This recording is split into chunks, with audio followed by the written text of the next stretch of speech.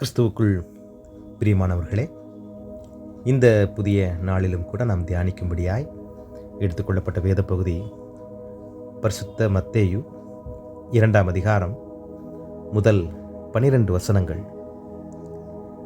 தாழ்மையே ஞானம்.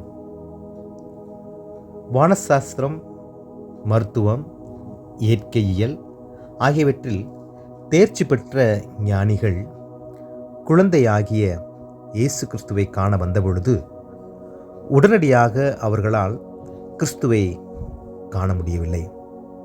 ஆராய்ச்சிகளின்படி ஏறக்குறைய 40 நாள் முதல் 2 வயதிற்கு உட்பட்டவராக இயேசு வளர்ந்திருந்த பொழுதே அவர்களால் இயேசு கிறிஸ்துவை காண முடிந்தது.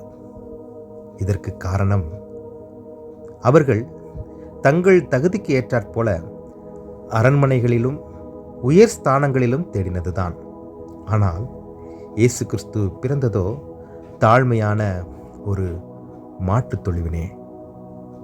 எத்தனை செல்வமோ ஆடம்பரமோ மேன்மையோ இருந்தாலும் கூட, எனக்கு பிரியமானவர்களே, நம்மை தாழ்த்தி, நம்முடைய சிந்தனைகளை தாழ்த்தி கிறிஸ்துவை தேடினால் மட்டுமே அவரை நாம் தரிசிக்க முடியும். நாம் நினைக்கின்ற உயர்ந்த ஸ்தானங்களில் ஆண்டவர் இயேசு இல்லை.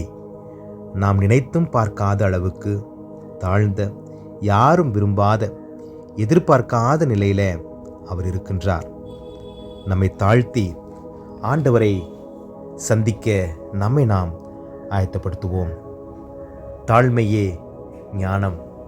நம்முடைய சிந்தனைகளை கடவுளுக்கு முன்பதாக தாழ்த்த அழைக்கப்படுகிறோம். நம்முடைய ஞானத்தை ஆண்டவருடைய பாதத்தில் சமர்ப்பிக்க அழைக்கப்படுகிறோம். அவருக்கு முன்பதாக ஒன்றும் இல்லை, அவரே எல்லாம் என்கிற சிந்தனையிலே ஆண்டவரை சந்திக்க எந்தவித தடைகளுமின்றி, தாமதமுமின்றி ஆண்டவரை சந்திக்க தாழ்மை நமக்கு அவசியமாகிறது. தேவன் தாமே அது போன்ற தாழ்மையின் குணத்தை நாம் பெற்றுக்கொள்ள கிருபையளிப்பாராக. ஆண்டவரை நோக்கி நாம் பிரார்த்தனை செய்வோம். கிருபையும் இரக்கமும் நிறைந்த எங்கள் அன்பின் பரலோக கடவுளே, இந்த புதிய நாளுக்காய் நாங்கள் நன்றி செலுத்துகிறோம்.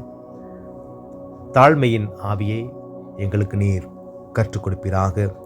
நீர் இந்த உலகத்திலே தாழ்மையின் அடையாளமாக நீர் வந்தீர், வாழ்ந்தீர் என்பதை நாங்கள் விசுவாசிக்கிறோம்.